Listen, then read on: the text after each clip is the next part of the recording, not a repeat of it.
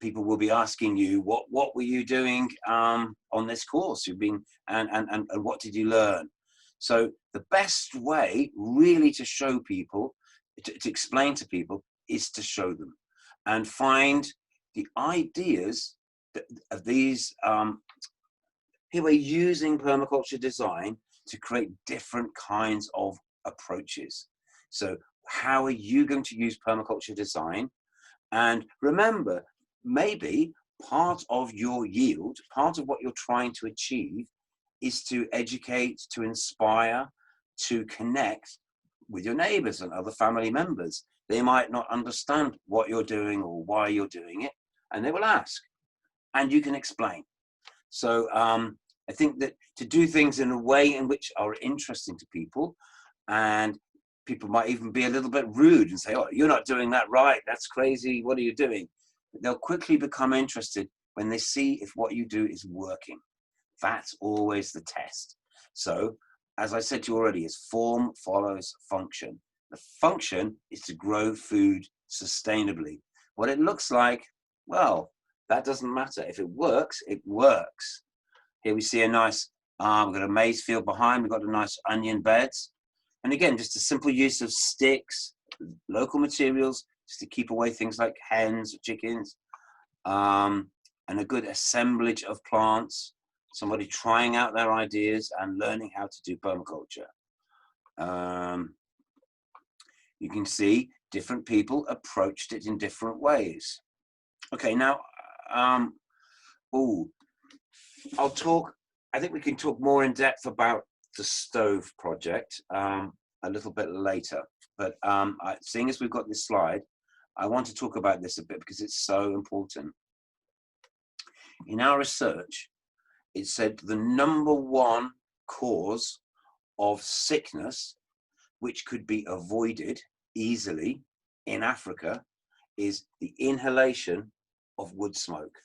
Wood smoke, it damages your eyes, and when it gets into your chest, into your throat, into your chest, it's very damaging.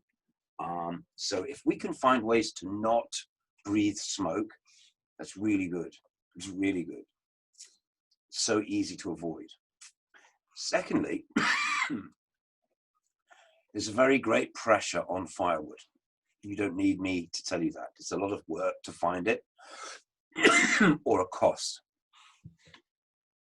Now, we have a traditional ways of cooking in Uganda with a pot on 3 stones.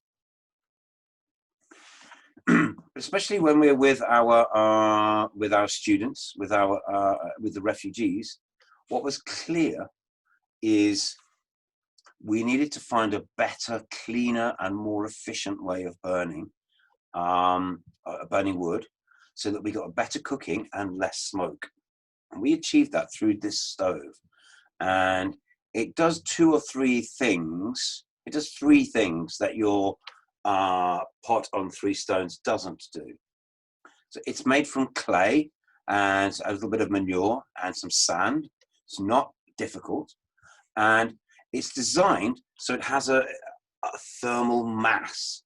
All of that mud bakes off very hard, and it gives you something then that holds the heat. So when you're cooking, the stove stays hot for a long time. And that's one way to save energy and save wood. Second thing is, you burn the wood inside the stove, inside what's really a tube going through it. And that makes the wood burn very hot. I'll ask you a question. If you're lighting some sticks and you want them to burn faster, better, hotter, what do you do? You blow on it, right? So if you put this fire inside a tube, and what happens is the block gets hot. The clay block gets very hot. So the fire, as it draws in, warm air expands. That makes the air rush out and leave and suck in more. So it burns very, very hot. So instead of burning, you can burn really small sticks. You can see down here, even small sticks give off a lot of heat, and that heat lasts a long time.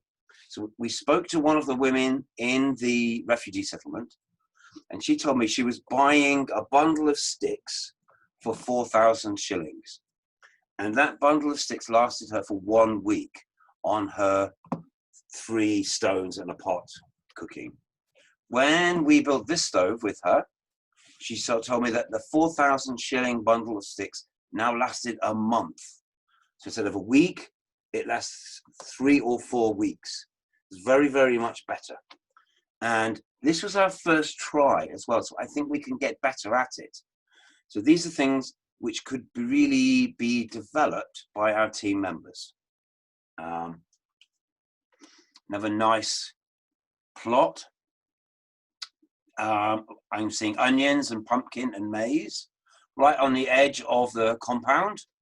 And I'd call this a zone 2 area. We talked about zones yesterday. And look, the family very close by. You can keep an eye on their crops, and they can make sure, you know, keep it on top of them. Oh, we've lost you. Okay.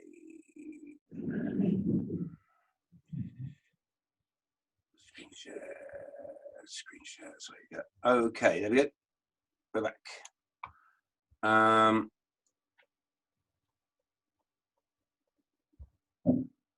Great.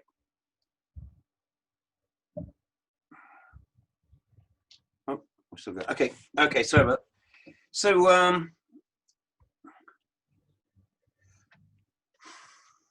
very simple techniques again, but some of the people who were most successful were the ones that were most meticulous.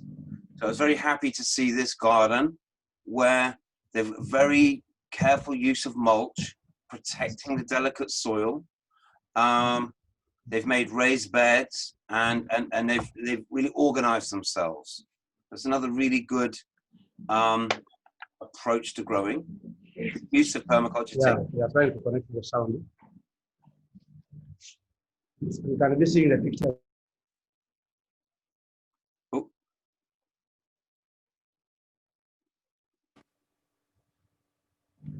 Sorry. Can you hear me okay?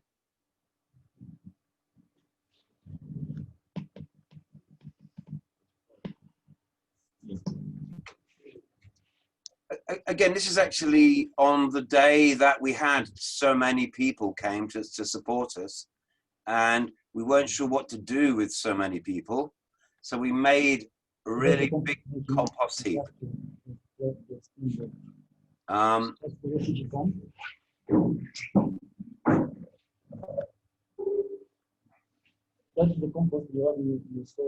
Yeah, so we're making a large compost heap, and it was a great activity to do with very many people. You can see on that day, so many people. And we cleared out the goat manure from this woman's yard. You can see there's their goats. And they brought us a lot of manure. And we could incorporate that then onto the gardens as a mulch and into the compost heap. So we were very keen was to show people, to demonstrate to people, to use and value the natural resources and services. Don't take these things for granted. They're very valuable. This goat manure is very valuable indeed, very useful. And look, they're making a really nice raised bed with it. So they're protecting the sides with grass, with dried grass, with mulch. And it's a nice size. We can stand on the path. We can reach over the bed without standing on the bed or damaging the bed. This is ready for growing. When it rains, any water is held by the garden and soaked up. And we can see then how these techniques that we're showing you, how they might combine together to create something that's very powerful. We've got well-constructed beds with nice shape. We've germinated strong plants. We've built the beds up with good materials. We have compost to bring in as extra. We're using mulch. And we're also energizing the community. We're getting the interest of people around us. It's always important if we can use these techniques to build teams, to help us, come together and work together towards these common goals. If we can stay organized, we can achieve more and more. This is a diagram from a training session that we did out in one of the villages, and just showing them, people, that you need. This is how we explained composting in the villages. We said you need greens and browns. The greens is the grasses and the weeds and the fresh, the stuff with nitrogen, and the browns is the old dead material, the tired plant material. That's dry leaves, empty boxes, small sticks, sorghum sticks, G-nut shells, dry grass, anything like that. And again, just trying to show people the patterns. If we can make a compost heap that is 1 meter by 1 meter by 1 meter, we're building I call it a biological bonfire, a bacterial bonfire. We don't want to burn these materials. Burning dry grasses is like burning money. That's what I said to people.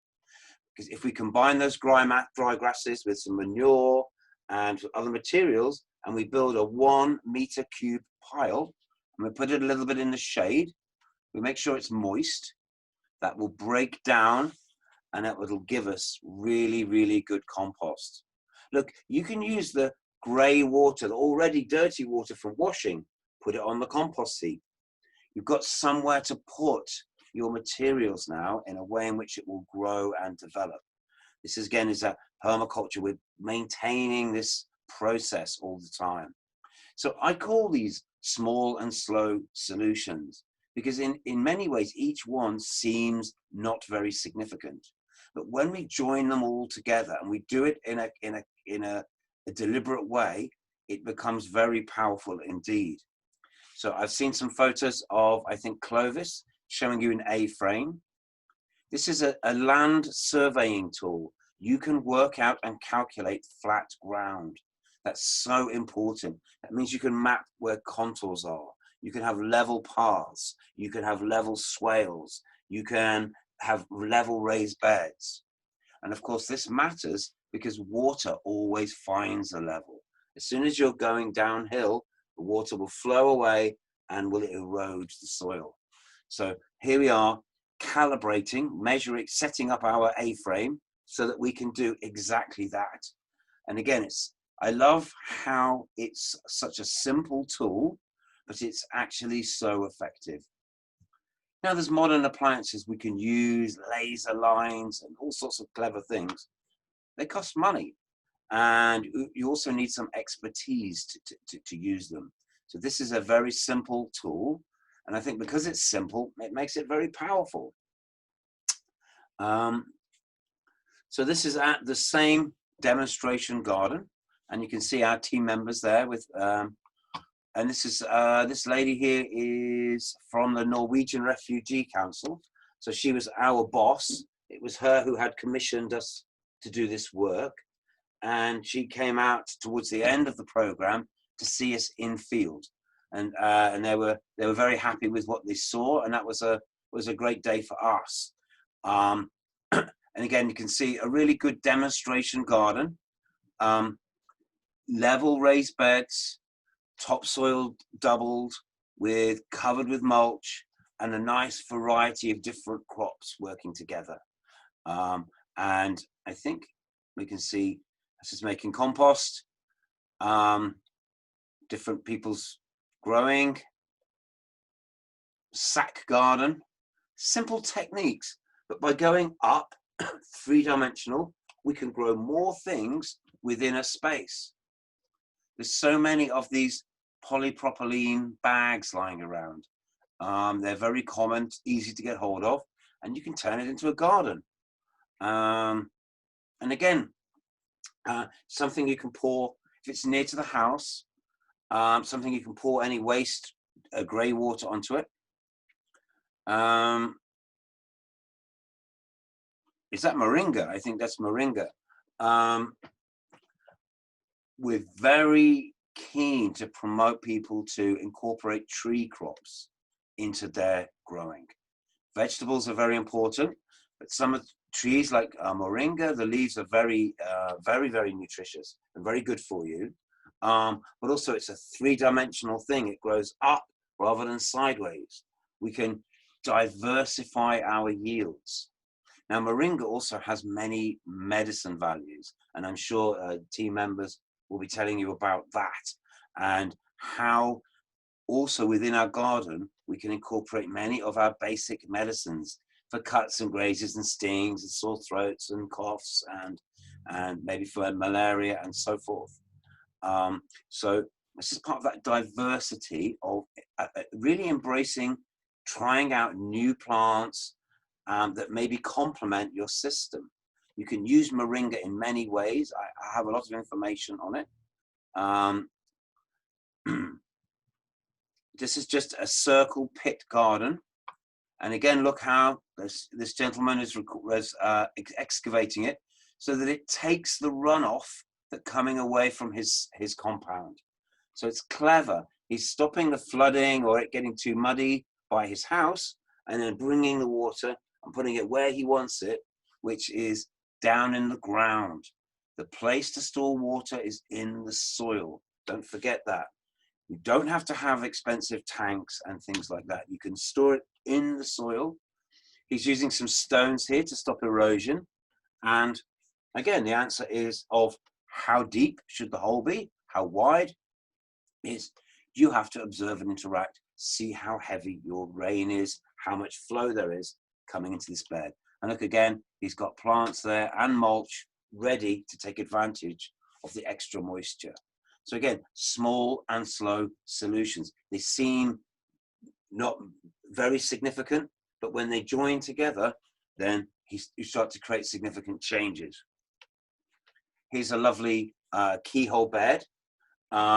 This space is to allow the gardener to reach to the middle, and it's raised up on stones because there was lots of stones there. And I think this one was designed to keep the goats away. I don't know how successful that was, but we've got some nice onions and things growing.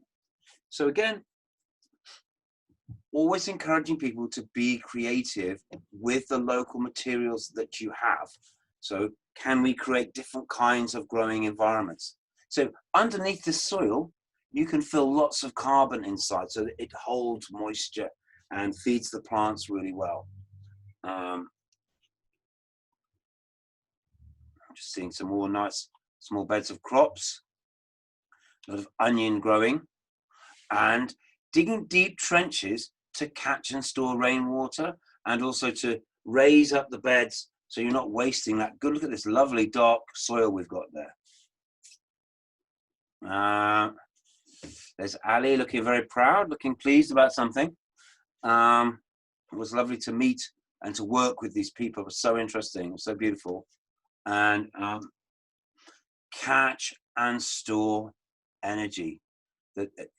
One thing is growing the food, the next thing is storing it and making sure that it's there for in the longer term. So drying onions and storing them properly, tying them up so you can hang them up. And this down here is aubergine, eggplant, or brinjal. And again, these sliced and dried in the sun, they'll last for a long time. So just as important as growing the food is obviously being able ready to store it. Here we are working on our stove design, and it's never better than when lots of different people start joining in and experimenting and finding, modifications to make things improve.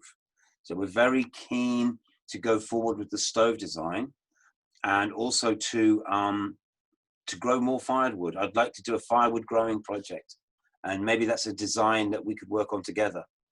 And I think mainly at the end, I've already showed this photo actually, but we'll just revisit for a second that even within 6 months of first studying permaculture, this woman, Rashida, is already started her own little permaculture group association for her area.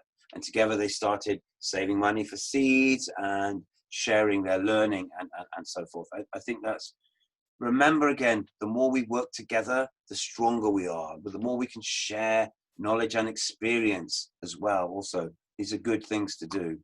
And again, just looking up there, someone's bed that, again, captured a lot of water and is soaking into the ground. Nice sack beds, sack gardens. This is someone's cooker. They've made a cover for one of the cooking holes. And this is the final picture. I brought with me this stove. It's a very special stove that creates wood gas for cooking, so it's very clean burning, and it's very efficient. So I think you might have demonstrated a homemade one. I saw in some pictures. But even making it, you can make something like this out of tin cans and corrugated iron. But even in the refugee settlements, we couldn't find those materials. It wasn't easy to find those materials. But what we did find was a very creative guy, Oliver, who could make them out of clay. So again, here's the design, here's the smart, if you like, design, but we can translate that design and make it again out of local materials and using local skills. And I think that's, again, so important. Okay, so that's it. I've reached the end of my slides. I was going to show you a short video, but it doesn't want to play. Just give me a second. I'm going to show something else.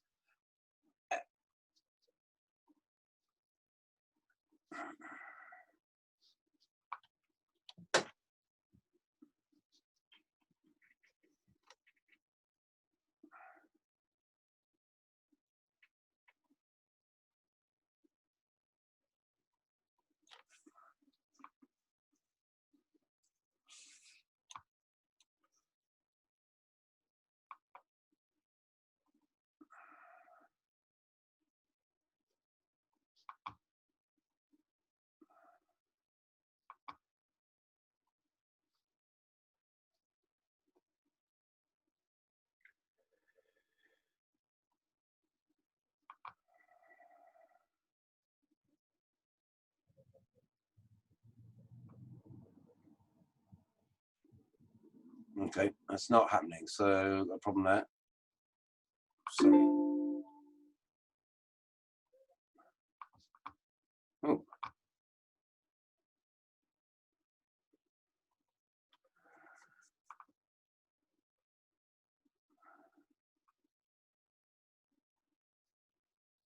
It's probably the most thing we can local NGOs. Our work contemporary, and it's 10 acres. Okay. It's probably the most beneficial and productive. Sorry. Just give me one moment.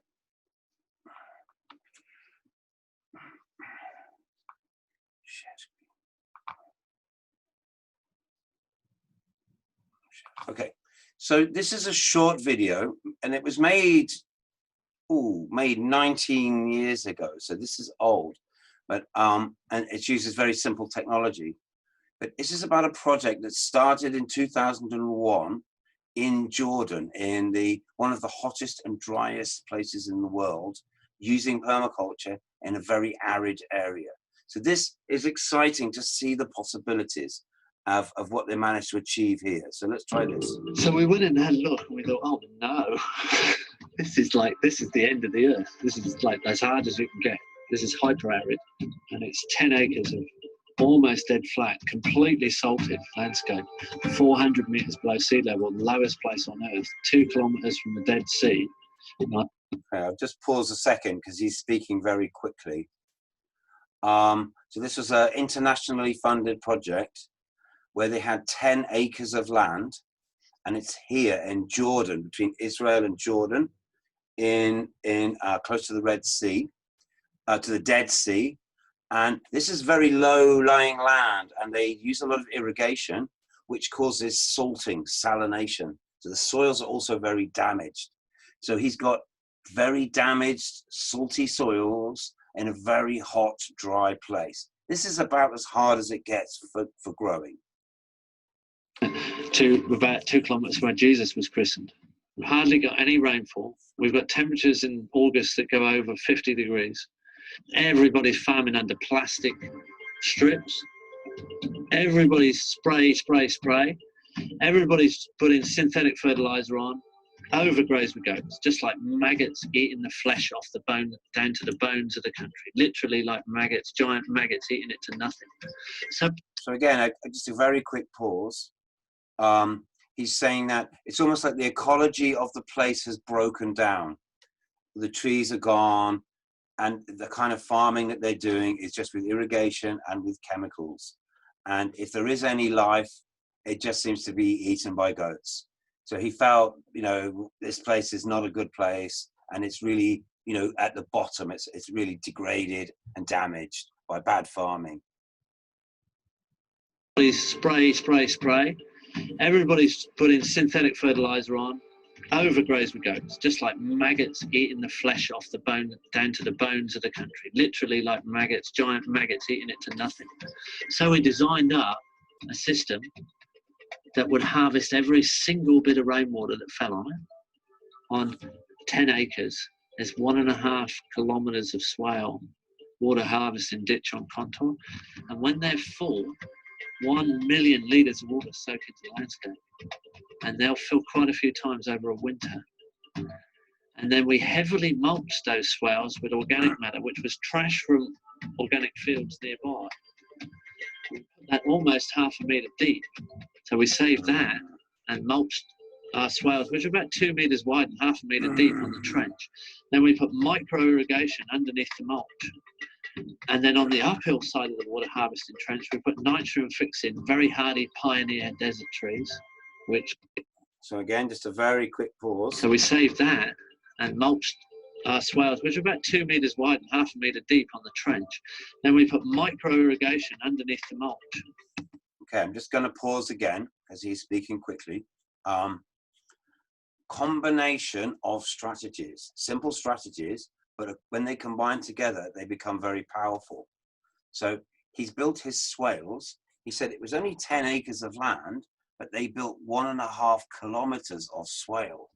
So when they made sure that when it rains, they can capture every bit of that rainfall. The second thing they did was they got all of the dead organic matter that they could find locally, and they mulched 50 centimeters, really deep mulch. So again, that's going to feed the soil, protect the soil, keep the sun off, and then give a chance for those soil microbes to develop and it come back to life.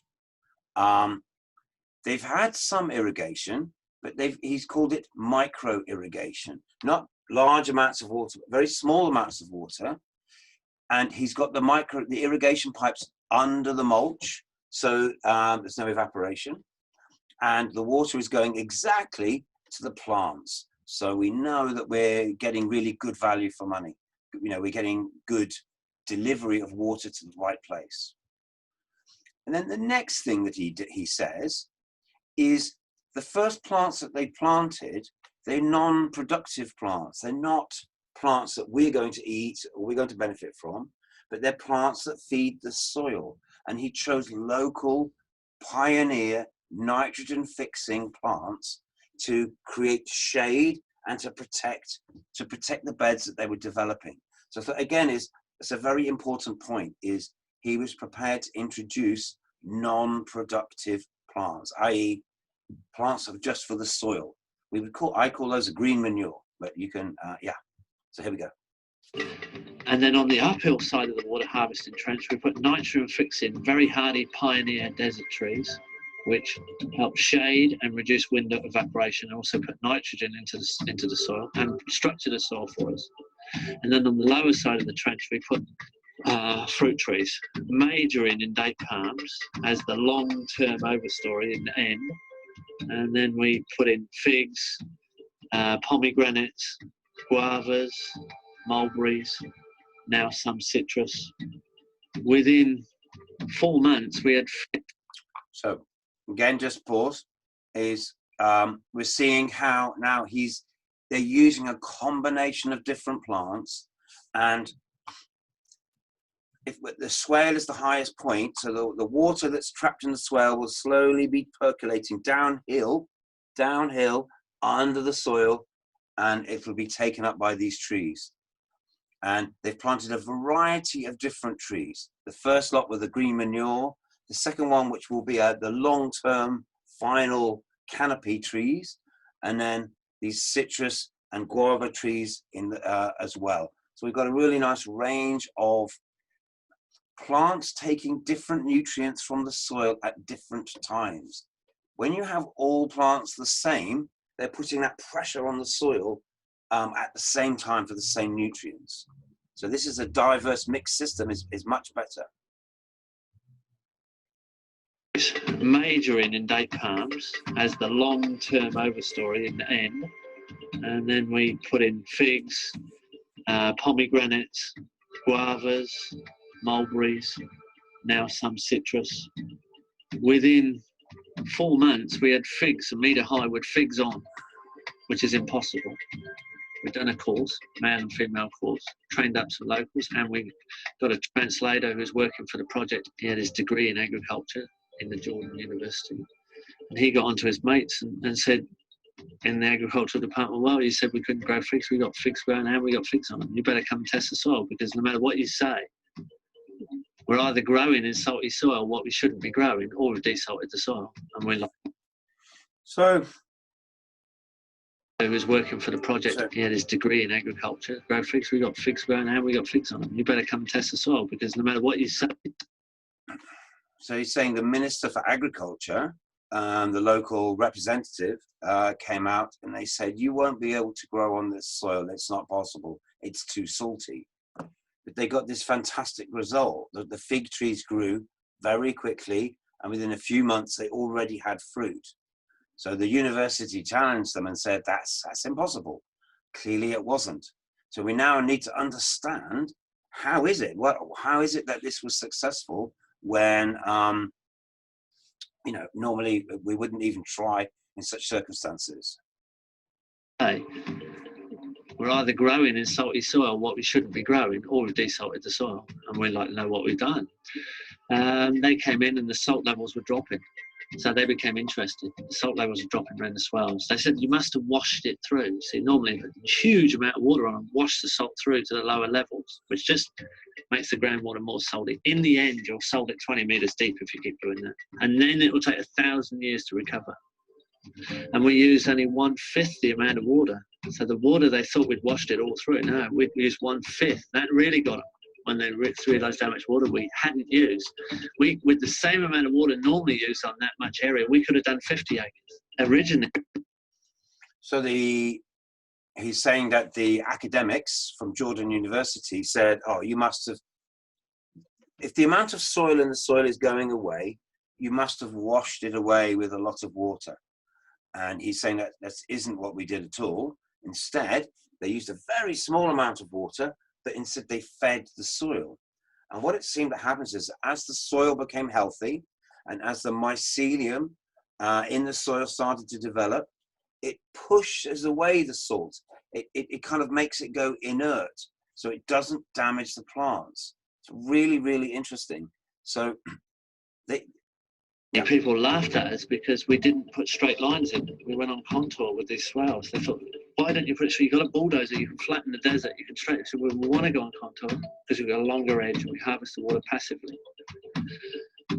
Then we planted more non-fruited trees than we did fruit trees. So they laughed at us because we were planting unproductive things, more than productive things. What's the point, in soil that won't even grow anything, so and then we covered all the inside of the swell with a huge amount of mulch, where they scrape all their organic matter off and burn it, like most traditional agriculture.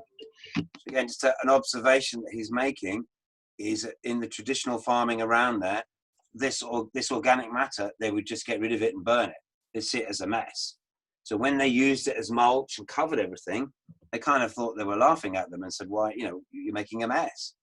But for sure it works. In the middle of winter, we got a funny email saying, we've got a problem. we've got mushrooms growing in the soil. But they called it fungus. But when we saw a photograph of it, it was mushrooms, because they'd never seen mushrooms, because they never had that much humidity in living history in the soil. And when you open up the mulch, there's all these little animals there, you know, there's little insects, and the soil has come alive. And the fungi net that's underneath the mulch is putting off a waxy substance, which is repelling the salt away from the area. And the decomposition is locking the salt up. And the salt is not gone, it's become inert and insoluble. So we could regreen the Middle East. We could regreen any desert. And we could desalt it at the same time. And if we can do it on an insignificant, flat, little bit of 10 acres of flat desert, if you give us something with catchment or a wadi or, you know, canyon or any of those erosion gullies, we can turn it right completely. You can fix all the world's problems in a garden. You can solve them all in a garden. You can solve all your pollution problems and all your supply line needs in a garden. And most people actually today don't actually know that, and that makes most people very insecure.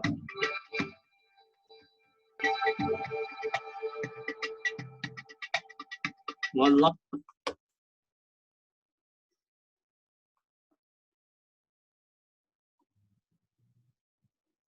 Okay, so a bold claim: you can fix all of the world's problems in a garden.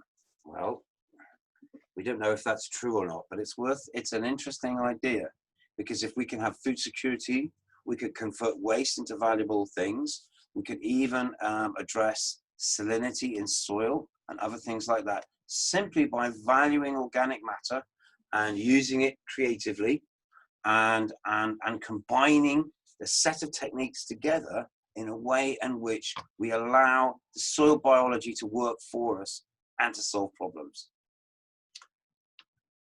Okay, that's I'm not sure how long you wanted me to present. I'm making this up as I go along. Somebody can help me with